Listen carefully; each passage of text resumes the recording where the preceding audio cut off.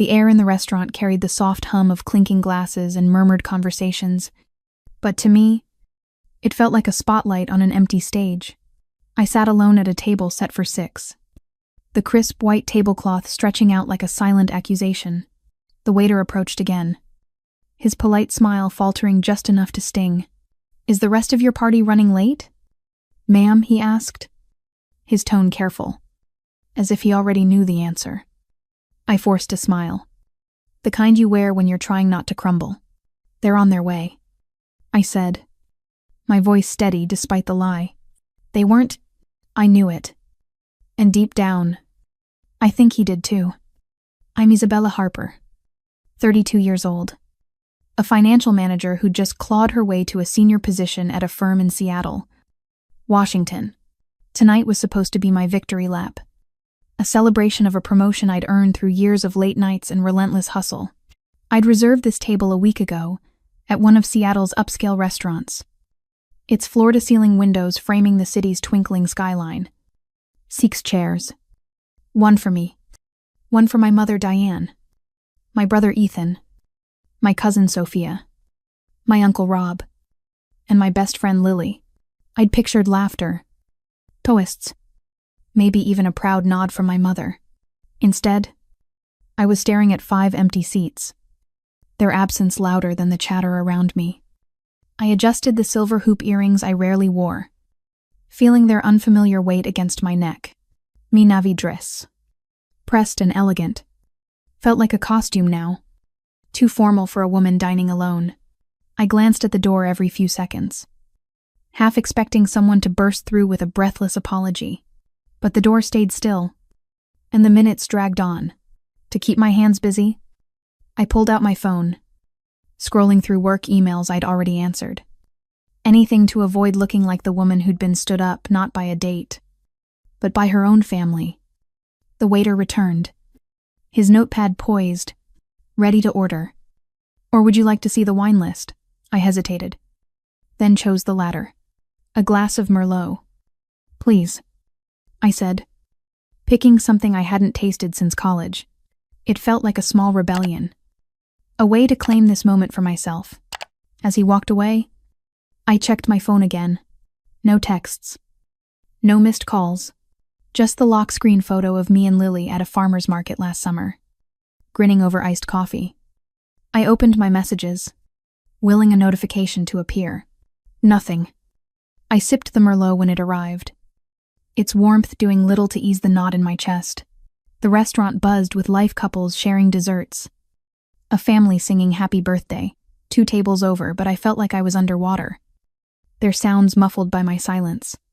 I wasn't angry yet, not even sad, just embarrassed. The kind of embarrassment that burns hotter than anger ever could. I'd planned this night down to the last detail, from the reservation to the dress, and still, I was alone. Then my phone buzzed. A sharp vibration against the table. My heart leapt. A flicker of hope that it was my mother. Or maybe Ethan. With an apology, I unlocked the screen and opened the text from Diane. The words hit like a slap. "You're not our priority right now. Congrats. But we're busy. Enjoy dinner."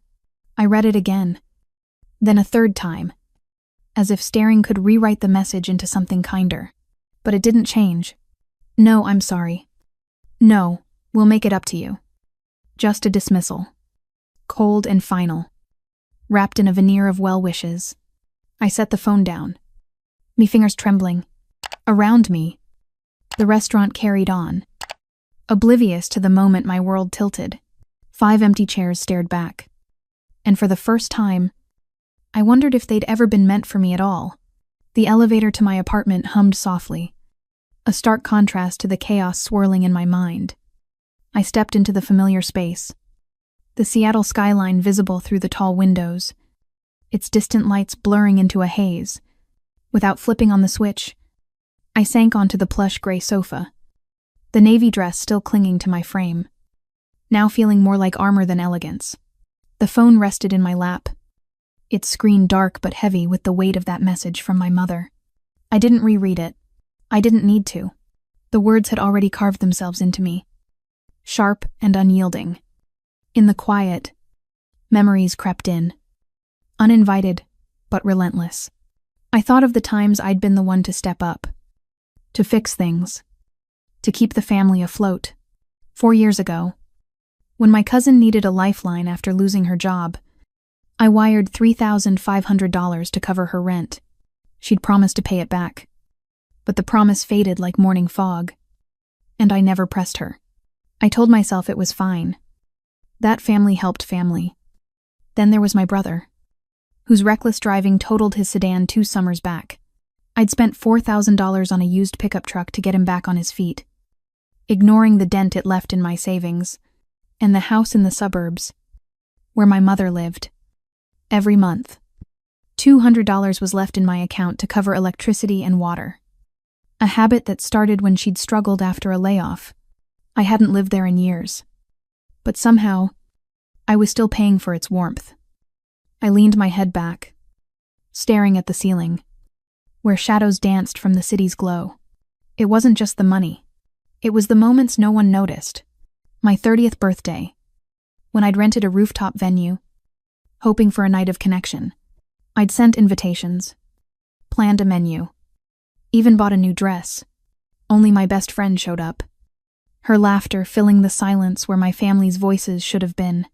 They'd sent texts later, sorry. Got caught up. Next time. I'd smiled, brushed it off, and told myself that's just how families are. But now, in the stillness of this night, those excuses felt like lies I'd fed myself to keep going. My fingers traced the edge of the phone, and I thought of my brother's endless ventures. Another startup, another pitch, another dream he swore would change everything. At every family gathering, they rallied around him, their eyes bright with hope for his next big idea. He's got vision, my mother would say, her voice soft with pride. Not everyone's built for that. And I'd nod, swallowing the question I never dared ask. What about me? I'd built a career, climbed the ranks, paid the bills. Didn't that count? But their praise was reserved for him, the dreamer, while I was just the steady one, the one who made things work. The realization hit like a slow wave, not crashing but sinking deep. I wasn't just overlooked, I was drained, piece by piece, year by year. Every dollar, every late-night call, every favor I'd given, it wasn't about gratitude or love. It was the expectation. They didn't thank me because they didn't have to. I'd made it too easy. Always saying yes. Always filling the gaps. I'd told myself I was building something, a stronger family, a safety net for them all. But what I'd built was a cage. One where I carried the weight, and they reaped the comfort. I stood, pacing the hardwood floor, the city's hum faint beyond the glass. I thought of Thanksgiving last year. When I'd paid for the catering $500 for a spread, no one even commented on. They'd been too busy toasting my brother's latest plan. A tech app that folded within months. I sat at the table, smiling, nodding, while my mother patted my hand. "You're so good at this," she'd said, her tone soothing, almost dismissive. "You always handle everything." And I'd believed her. I'd let those words define me. Let them convince me that being capable meant I owed it to them, to keep giving. But tonight, with those empty chairs still vivid in my mind, I saw it. Being the strong one didn't make me loved. It made me useful. And usefulness, I was learning, had a cost. I stopped pacing, my reflection faint in the window. I barely recognized the woman staring back. Her shoulders slumped under a weight she'd carried too long. I'd been disappearing. Not all at once, but in fragments every time I said yes when I wanted to say no. Every time I paid for their dreams while mine waited. I sat back down, the sofa creaking under me. The phone buzzed once, a notification from work, but I ignored it. Instead, I opened my banking app, scrolling through transactions I'd never questioned before.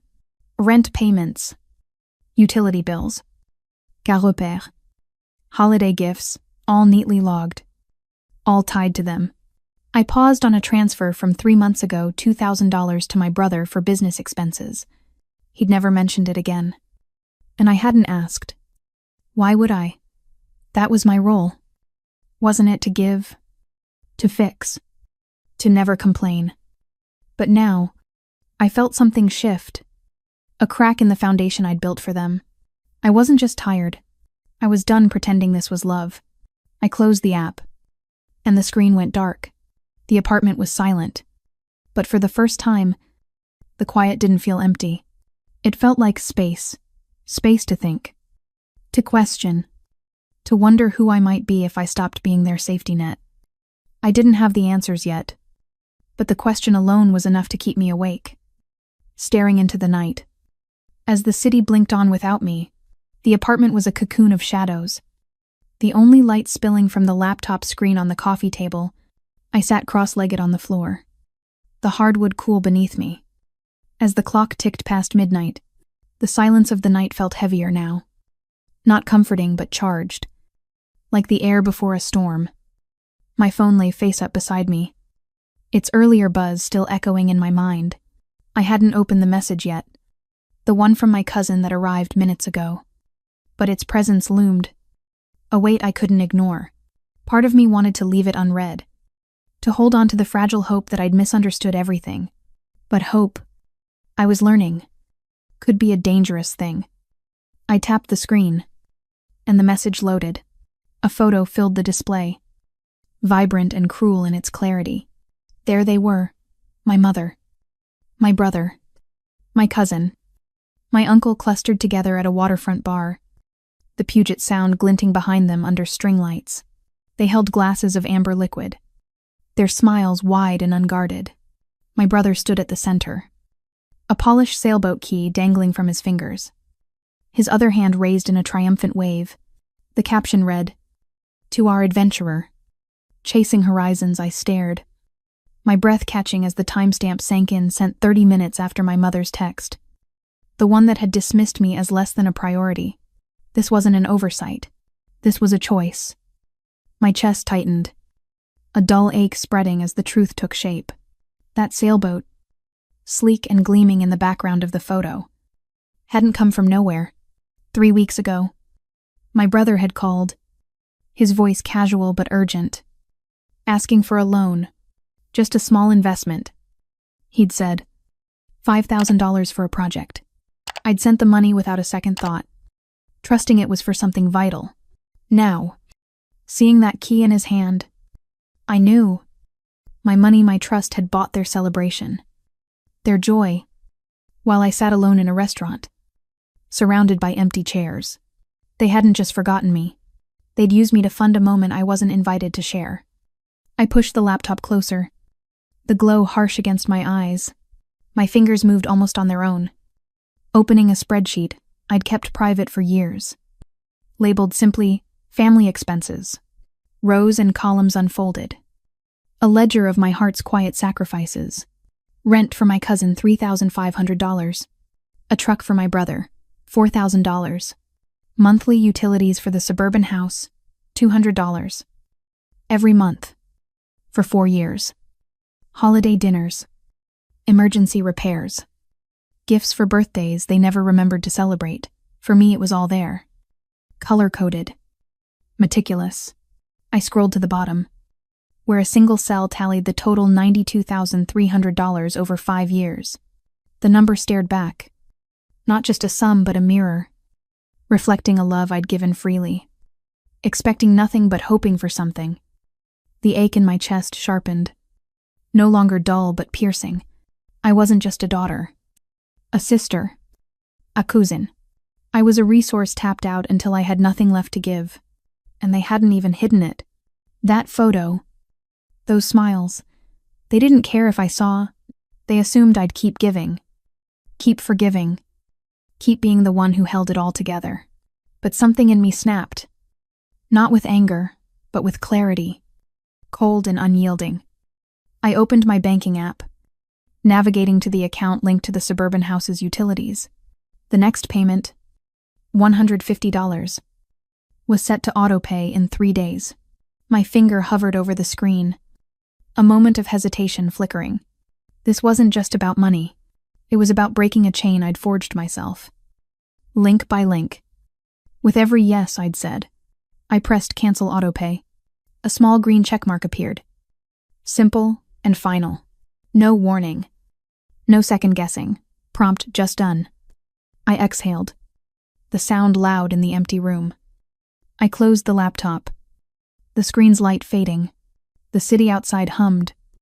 Indifferent to the shift inside me, I picked up the phone. The photo still open. My brother's sailboat key glinting like a taunt. I didn't cry. I didn't scream. I just sat there. The spreadsheet's numbers and that waterfront scene burned into my mind.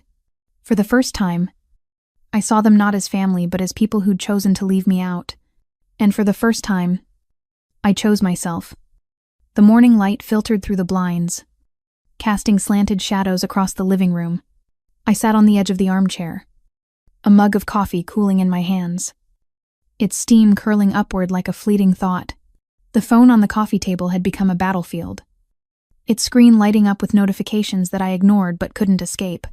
38 missed calls had piled up since last night, their silent demands pressing against the quiet I'd fought to claim. I hadn't slept much, but the exhaustion felt different now, not draining, but grounding, as if I'd finally shed a weight I'd carried too long. I opened the voicemail app, curiosity outweighing reluctance.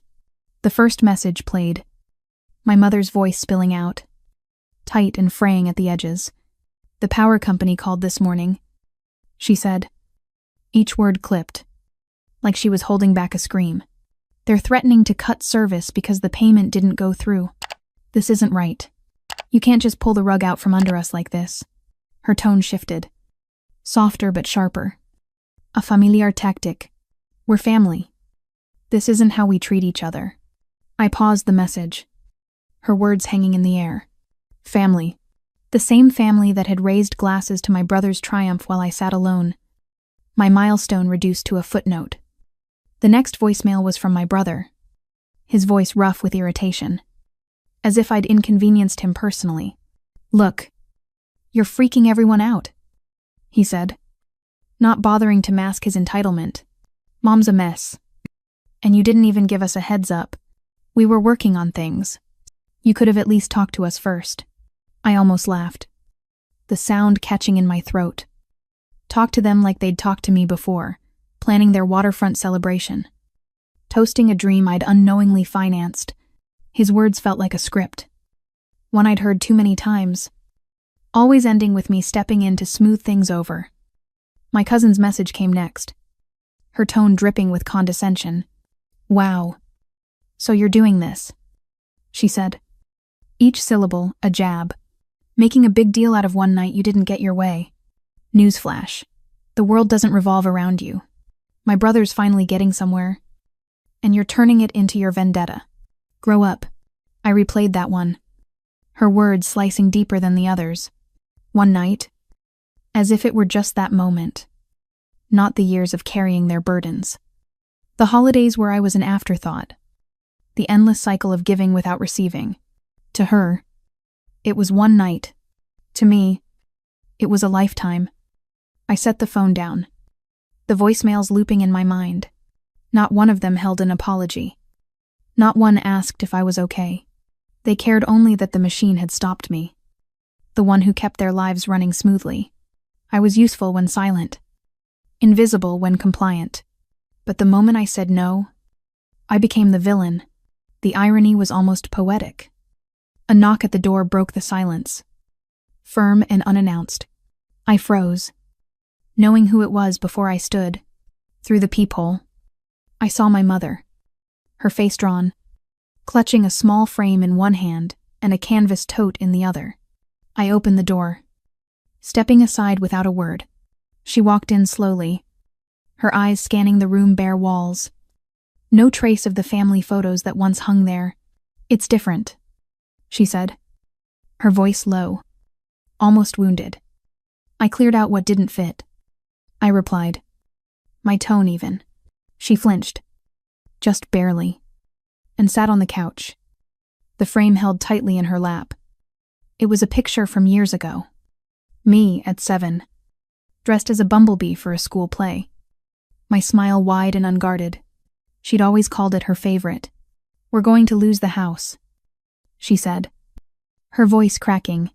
"The utilities are just the start." I nodded, unsurprised. "I know." Her eyes widened, searching for the daughter who always fixed things. "You can stop this," she pleaded. "One call to the bank, and it's done." I shook my head. "No." The word landed like a stone, solid and final. She blinked, as if it were a foreign language. "No. This is about the money," I said, my voice calm but unyielding. "Because that's all I've been to you. The one who pays, who fixes, who doesn't complain. You didn't care when you chose to celebrate my brother's boat, the one I helped buy over my moment. You didn't check if I was okay. You only cared when the bills bounced." She looked down at the photo, her fingers tightening around its edges. "I didn't know it hurt you that much," she whispered. "That's the problem." I countered. "You didn't want to know.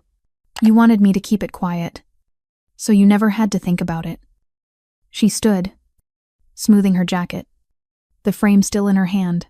"What now?" she asked, her voice small. "Figure it out," I said, echoing a truth I'd learned alone. "Like I did." She lingered, searching for a crack in my resolve, but found none. She walked to the door, pausing only to set the photo on the table. The door closed softly behind her, and the silence that followed felt not like loss, but like victory. The rain had started again, a soft patter against the apartment windows, painting the glass with streaks that caught the afternoon light. I stood by the kitchen counter, slicing an apple into thin wedges, the knife's rhythm, a quiet anchor in the storm of the past week. The phone, now a silent companion on the counter, no longer buzzed with the urgency of missed calls. I'd muted the notifications, letting the world outside fade into a hum. The space felt mine again, not a battleground but a sanctuary, where I could breathe without bracing for the next demand. A call broke the quiet, the screen lighting up with my uncle's name. He hesitated, the knife pausing mid-cut. He'd always been different, quiet at family dinners, watching from the edges, never diving into the chaos. I answered, holding the phone to my ear. "Hey," I said, my voice steady but cautious. A long pause followed, his breath audible, like he was choosing his words with care. "I've been talking to your mother," he said finally, his tone low, devoid of judgment. "She's struggling. Keeps saying she didn't see this coming." I set the knife down, leaning against the counter. "Did she tell you I was the problem?" I asked, half expecting her version of the truth. He sighed, a sound heavy with understanding. "She said she didn't realize how much you felt, pushed aside. But I think, deep down, she always knew you'd carry the load. We all did." His honesty landed softly, not accusing but acknowledging. "You weren't the one who faltered," he added. "You just gave too much. For too long." The words settled over me, simple but piercing, like sunlight breaking through clouds. For the first time, someone in the family hadn't twisted the narrative. I hadn't asked me to fix it. They saw me, not the role I'd played, but the person I'd become. I thanked him, my voice keyeder now, and hung up.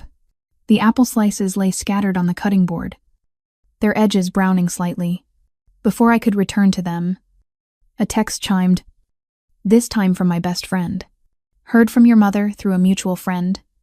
It read, "She's telling people you're unraveling. You okay?" I stared at the words, a faint smile tugging at my lips. My mother's story painted me as the one breaking, but I'd never felt more whole. I typed back, "Not unraveling. Just standing firm for once." Her reply came swiftly, "Damn proud of you. Always." The message was brief, but it hit harder than any call.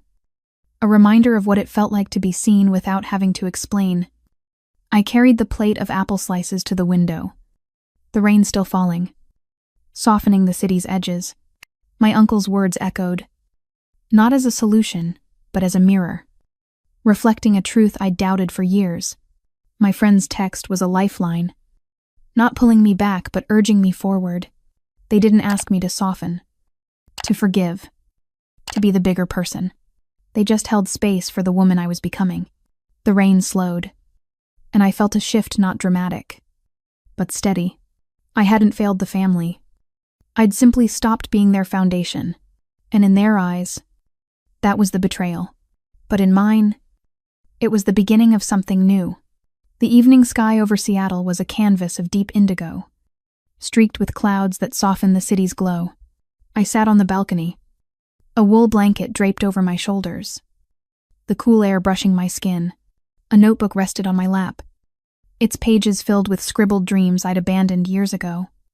The phone, now a silent bystander on the table, no longer held me hostage. I'd turned off notifications, letting the world's demands fall away. For the first time in years, the quiet wasn't a void to be filled, but a space to grow into. I opened my laptop, the screen casting a soft light.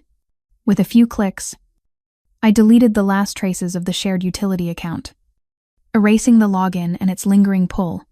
The old spreadsheet, a ledger of obligations, was gone too, replaced by a single document titled, What I Owe Myself. It was blank, but its emptiness felt alive, a promise of possibilities. I typed the first line, time to dream without guilt. The words looked foreign, but they fit, like a key turning in a long locked door. Earlier that day, I'd booked a flight to San Francisco, a city I'd always longed to explore, its hills and fog calling to me. I'd walked into a boutique and bought a leather jacket, its sleek lines, a quiet rebellion against the practicality I'd clung to for so long. I'd signed up for a photography workshop, imagining the weight of a camera in my hands, capturing moments for myself instead of others. Each choice was a stitch, mending the parts of me I'd let fray. I flipped through the notebook, landing on a travel journal from college. Its pages yellowed but vivid, with stories of road trips and late-night stargazing. I'd stopped writing when life became a checklist of others' needs.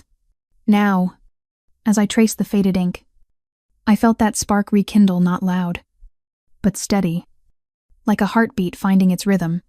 The city hummed below, its pulse separate from mine, and I realized I wasn't running from the past, but stepping into a future I could shape. The phone buzzed once, an unknown number flashing briefly. I didn't answer. I knew the script guilt wrapped in urgency, a plea to return to the role I'd outgrown. I set the phone face down, picked up a mug of chamomile tea, and turned back to the notebook. The family I'd lost wasn't the one I'd built in my mind, but the one that had decided I was expendable. I hadn't walked away from them. I agreed with their choice and chose myself instead. The stars began to peek through the clouds, faint but persistent. I closed the notebook, the blanket warm against the night's chill. Tomorrow, I'd start writing again, not for them, but for me, and for the first time, that was enough. It was a late Friday evening in Seattle, the kind of night when the city hums under a blanket of drizzle and neon lights. I, Brooklyn Hayes, had just left a client meeting, my mind buzzing with sketches for a new downtown loft project. My heels clicked against the pavement as I reached my apartment, a modest but sleek space overlooking Puget Sound.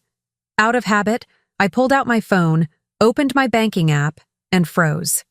My heart slammed against my chest. $400,000 gone. Every penny I had scraped together over 10 years, every late-night design draft, every skipped weekend, every dream of opening my studio, vanished. I blinked, refreshed the screen, but the balance mocked me. 0. I called the bank, my voice steady despite the panic clawing at my throat. The representative's tone was calm, almost robotic. The withdrawal was made legally, Ms. Hayes. It was authorized by joint account holders. Joint account holders. The words hit like a slap. 5 years ago, I had added my parents, Richard and Margaret Hayes, to that account, for emergencies only. They swore they'd never touch it. I trusted them. I was wrong. I didn't scream. I didn't cry. I grabbed my keys and drove 34 miles south to Tacoma, the city lights fading into suburban sprawl. The silence in my car was deafening, my knuckles white on the steering wheel. I pulled into my parents' driveway, their two-story house glowing like a stage set for a perfect family. Richard was in the backyard, flipping burgers on the grill, the smoky scent drifting through the air. Margaret was inside, arranging a charcuterie board, snapping photos for her Instagram with the caption, "Family Night Vibes." And there, sprawled on the couch, was my younger brother, Ethan, 26 years old, scrolling on his phone, his new $500 sneakers propped on the coffee table. I stepped into the living room, my voice low but sharp. "We need to talk." Richard glanced up from the grill, his smile wide, oblivious. "Hey, Brooke, you saw it already?" I blinked, my breath catching. "Saw it?" He clapped a hand on my shoulder, his tone dripping with condescension. "Thanks for helping out, kid. That money's setting Ethan up for life. Art school in New York, a slick apartment in Manhattan. Full ride, all expenses covered." My stomach twisted. I turned to Margaret, who was adjusting a sprig of rosemary on her board, her eyes flicking to me with a faint smirk. "Stole?" she said, rolling her eyes. "Don't be dramatic, Brooklyn. You've been hoarding that cash for years. For what? A little design shop in Seattle?" "Ethan's got real potential. He deserves this." Ethan didn't even look up. He just smirked, his thumb still swiping through his phone, as if my life's work was a joke. $400,000, 10 years of packed lunches, quiet birthdays, and 3 a.m. deadlines, handed over to a brother who'd never worked a day for it. I felt the room shrink, the air too thick to breathe.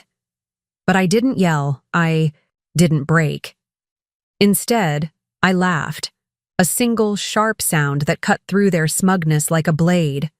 It startled them. Richard's spatula froze midair. Margaret's phone slipped an inch. Ethan's smirk faltered.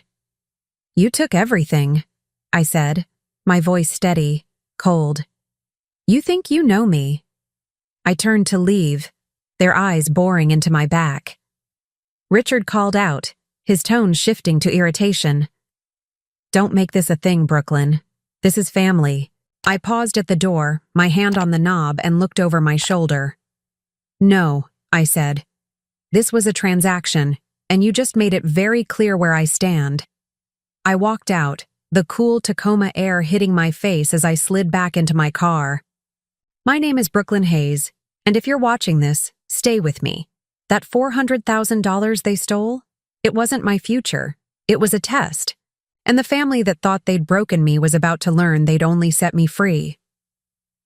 The rain had stopped by the time I reached my apartment, the Seattle skyline a blur of steel and glass against the night. I sank onto my couch, the silence of my home wrapping around me like a heavy coat. My phone lay dark, no messages, no apologies, just the weight of what my family had done. $400,000, stolen with a smile, as if my dreams were disposable. But to understand why I wasn't surprised, why I didn't collapse, you need to know where I came from. You need to know the years that forged me, the years they thought they could erase. Growing up in Tacoma, our house was a stage, and I was never the star. My parents had a script. My younger brother was the golden child, the one destined for greatness, while I was the prop, the one who made the show run smoothly.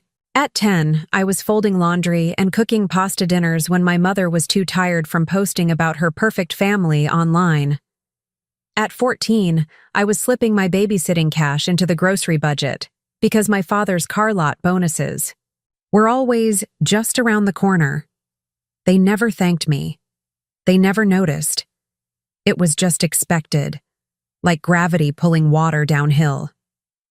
My brother, though, could do no wrong. He'd crash his skateboard into the neighbor's fence, and my parents would laugh, call it boyish charm. He'd blow through $1,000 on a new camera for his vlogging career, only to abandon it in a month, and they'd shrug, say he was exploring his passions. Meanwhile, I was working weekends at a diner, pouring coffee for truckers, saving every tip for college. When I got accepted to a design school in Seattle, I thought, maybe now they'll see me. Instead, my mother asked if I could help with the utility bills. I did. I always did. That $400,000 wasn't just money. It was a decade of sacrifices, of choosing thrift store sweaters over boutique dresses, of driving a beat-up sedan while my brother leased a shiny convertible with my parents' co-signature. It was nights spent hunched over my laptop, tweaking floor plans for clients who paid late, all for a vision. My design studio, a space where I could create beauty, where my daughter, Sophie, could grow up watching her mom build something real. They knew that dream. They knew what it meant to me. And they took it anyway, because to them, I was never a daughter with desires. I was a resource, a well they could tap dry. I learned early that love in my family was transactional. When I was 16, I saved up for a used laptop, my first tool for digital design. My father borrowed it for just a week to pitch a business idea. It came back with a cracked screen. He didn't apologize, just handed it over with a grunt. When I landed my first big freelance gig, a $5,000 contract for a local cafe's interior, I thought they'd be proud. Instead, they asked for a loan to cover my brother's summer art camp in California. I gave it because I still believed that if I gave enough, they'd value me. They didn't. They never would. The hardest part wasn't the money or the broken promises. It was the invisibility. At family dinners, my mother would gush over my brother's latest half-baked project, while my portfolio of award-winning designs sat untouched on the table. At Christmas, they'd gift him concert tickets, while I got a generic card, unsigned. I was the one who kept the lights on, who paid for the Wi-Fi they used to stream their lives online, who co-signed their mortgage when the bank hesitated. And yet, I was the ghost in their story, the one they only saw when they needed something. But ghosts can be clever. I started to notice patterns, the way their eyes lit up when I mentioned a new client, the way they'd casually ask about my savings. So, I adapted. I became deliberate, not just dutiful.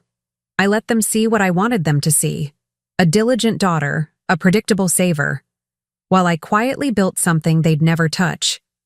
That $400,000 they stole? It was the tip of the iceberg, the part I let them glimpse. They thought they knew my worth. They had no idea. Looking back, I see the girl I was, the one who craved their approval, who thought sacrifice would earn her a place at their table. She was brave, but she was blind. They didn't raise me to shine. They raised me to serve. And, in doing so, they taught me something they never intended: how to survive them. Every dollar I gave, every favor I granted, was a lesson in their greed, a map to their limits. I didn't just save money. I saved myself. And when they took that $400,000, they didn't break me. They just handed me the key to walk away. The Seattle skyline glittered beyond my apartment window, a constellation of ambition and secrets.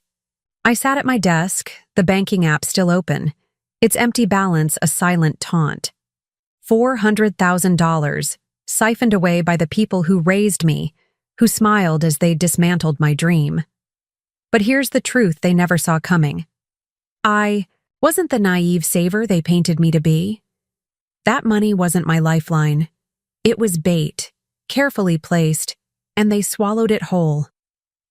Years ago, when my freelance contracts started stacking up, I realized trust was a luxury I couldn't afford. My family's greed was a spotlight, always trained on my earnings, never on me. So I built a facade. I opened a joint savings account, the one they knew about, and fed it just enough to look impressive. $400,000, a number I let slip at holiday dinners, knowing their ears would perk up. I played the part, the dutiful daughter, piling her cash in plain sight while they nodded, smug, thinking they had me figured out. But they were watching a decoy. My real wealth was elsewhere, hidden in places their shallow imaginations could never reach. I funneled my true income, consulting fees, stock dividends, a quiet stake in a Portland design startup, into private accounts, a trust, and a Delaware LLC. By last spring, I'd built $1,200,000, a fortress of assets tucked behind layers of paperwork and aliases. They thought I was a single bank account, a predictable sum. They didn't know I was an ecosystem, untouchable, thriving in the shadows. That $400,000? It was a test, a lure to see how far they'd go. I'd moved those funds through a business pipeline months earlier, labeling it as capital for a studio expansion. I bought fraud insurance, installed tracking software, and waited. When they withdrew the money, every detail was captured. Access logs, timestamps, even the IP address of the Tacoma coffee shop where my brother likely sat, smirking as he hit confirm. The bank's fraud division flagged it within 2 days, and my claim was already in motion, insured and recoverable. They thought they'd robbed me blind. They'd only handed me evidence. This wasn't about the money, it was about clarity. I'd spent years dodging the truth, hoping they'd prove me wrong, that they'd choose me over their greed. But people show you who they are when given the chance to take without consequence. They chose betrayal, and in doing so, they cut the last threads of guilt holding me back. I wasn't their daughter anymore, not in the way they wanted. A silent ATM, a shadow to prop up their golden boy. I was something else, something they'd never seen.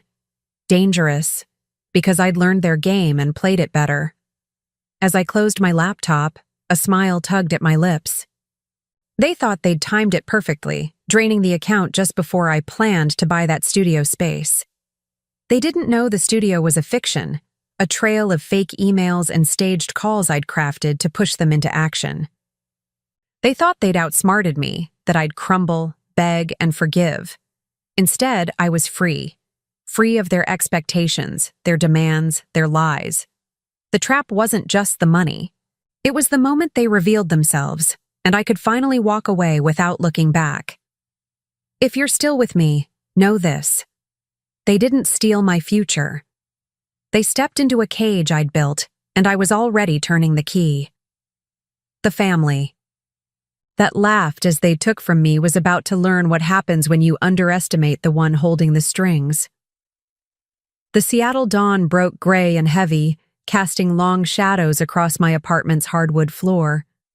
My coffee steamed untouched.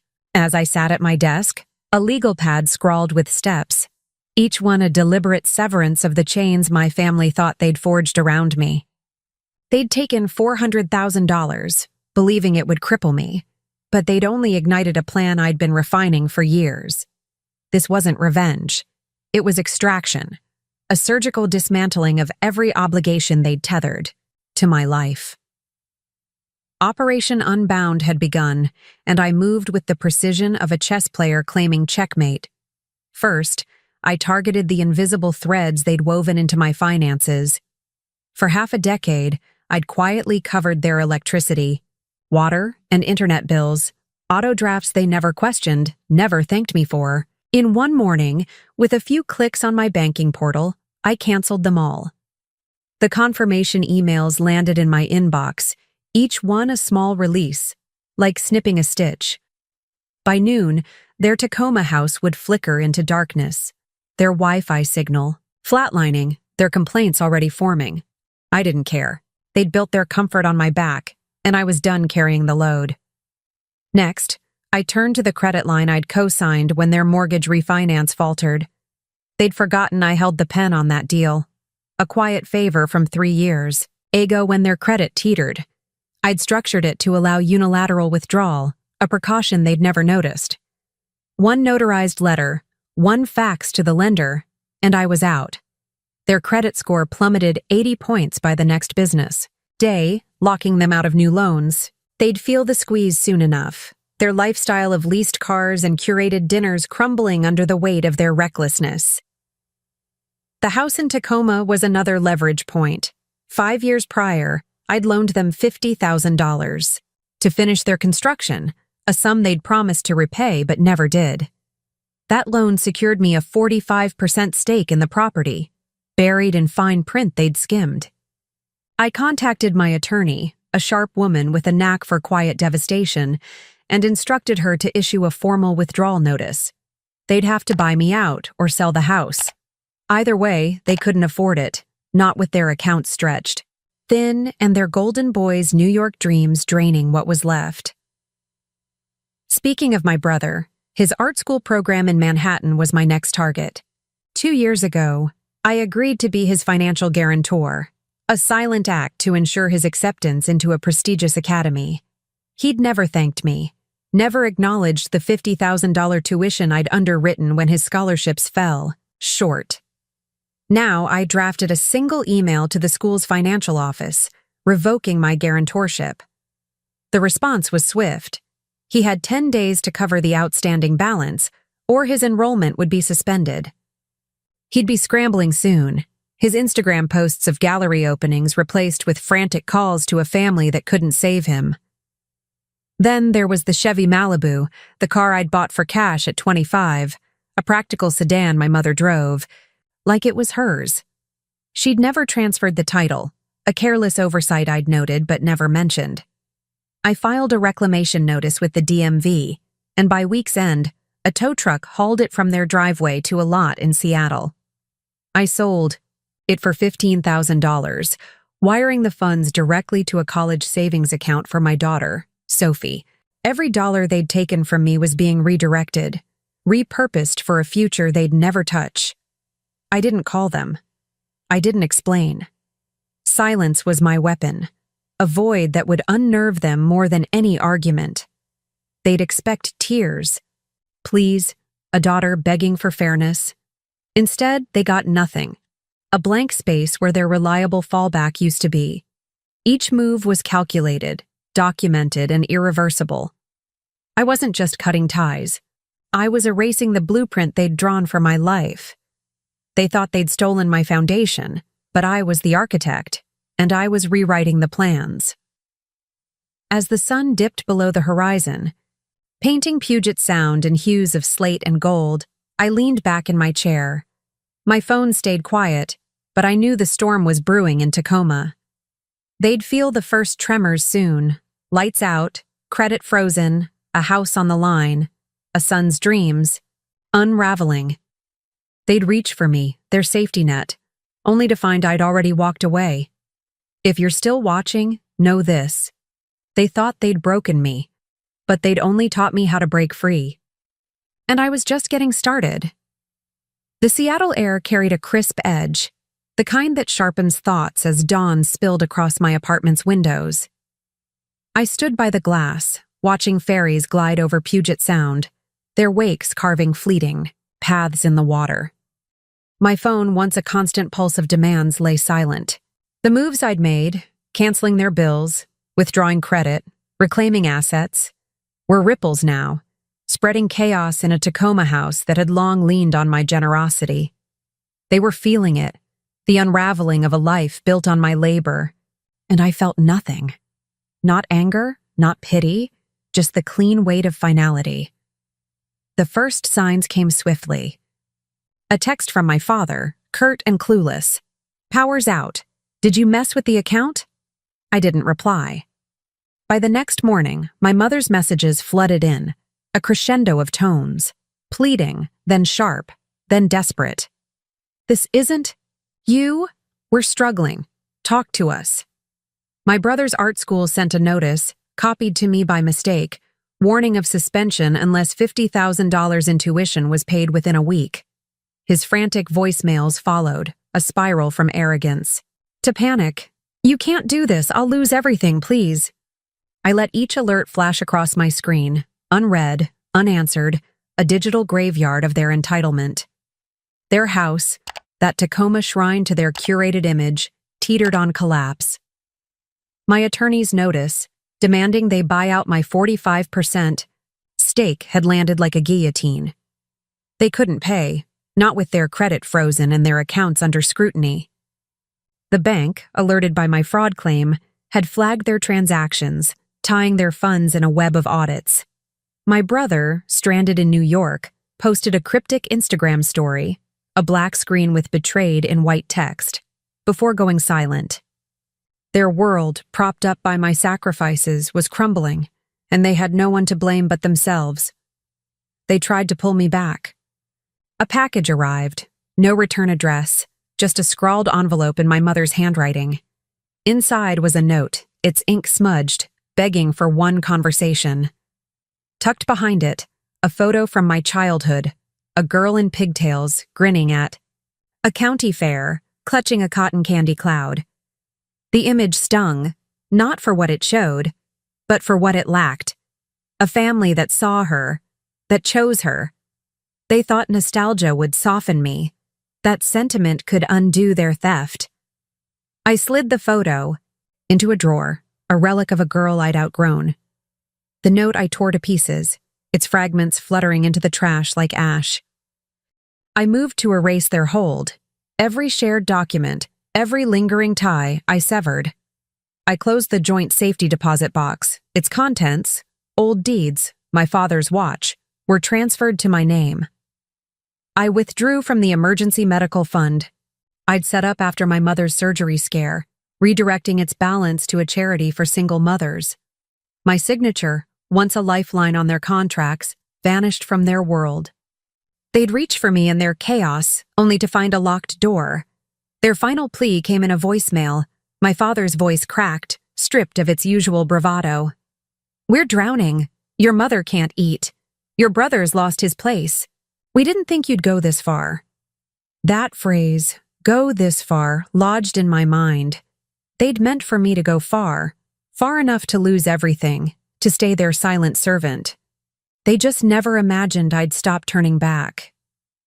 I deleted the message, then blocked their numbers, my mother's, my father's, my brother's, every burner line they tried. No explanations, no apologies, just a wall of silence they couldn't breach.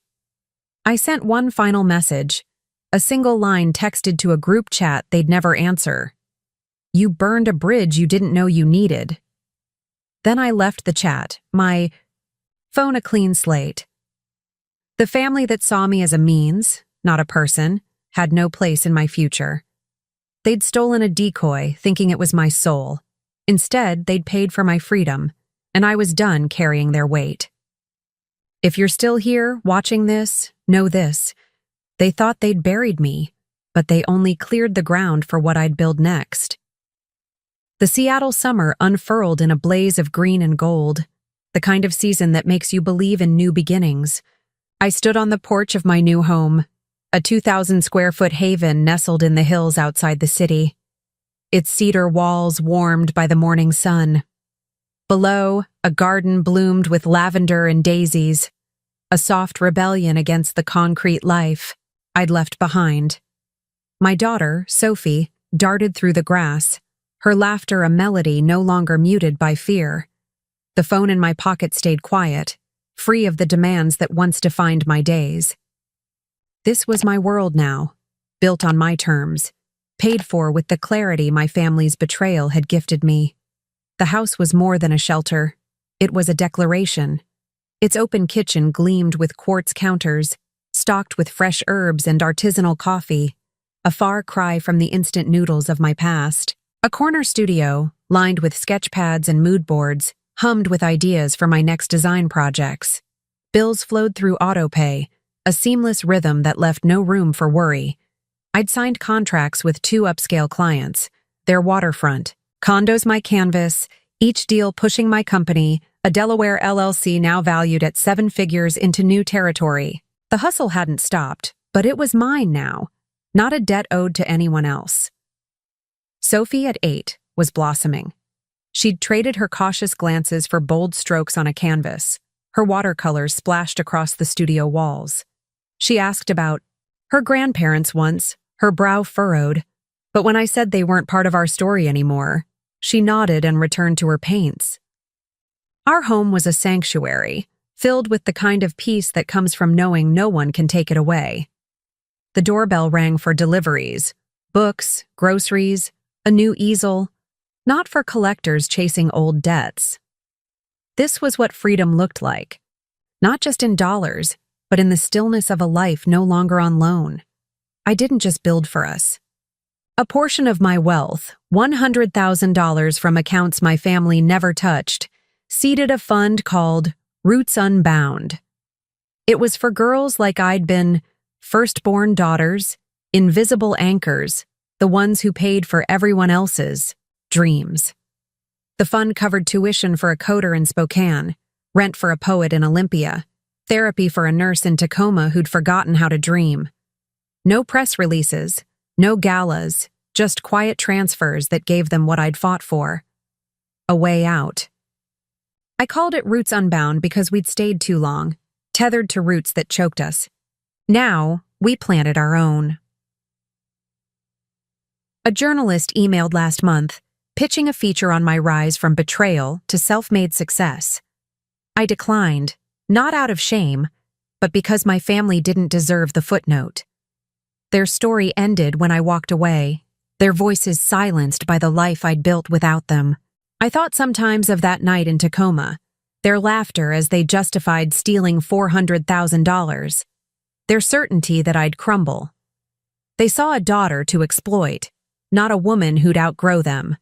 That was their mistake, and it became my blueprint. I stood on my porch now, Puget Sound shimmering in the distance, its tides a reminder of what endures. My power wasn't in the contracts or the bank balances, though they were vast. It was in the absence of their calls, the space where their greed used to live. It was in Sophie's fearless smile, in the stack of novels I finally had time to read, in the fund that grew with every girl it lifted. They thought they'd taken everything, but they'd only cleared the path for me to become unstoppable. If you're watching this, know this. Betrayal doesn't break you unless you let it. They stole a decoy thinking it was my heart. Instead, I built an empire from their ashes, not out of spite, but out of truth.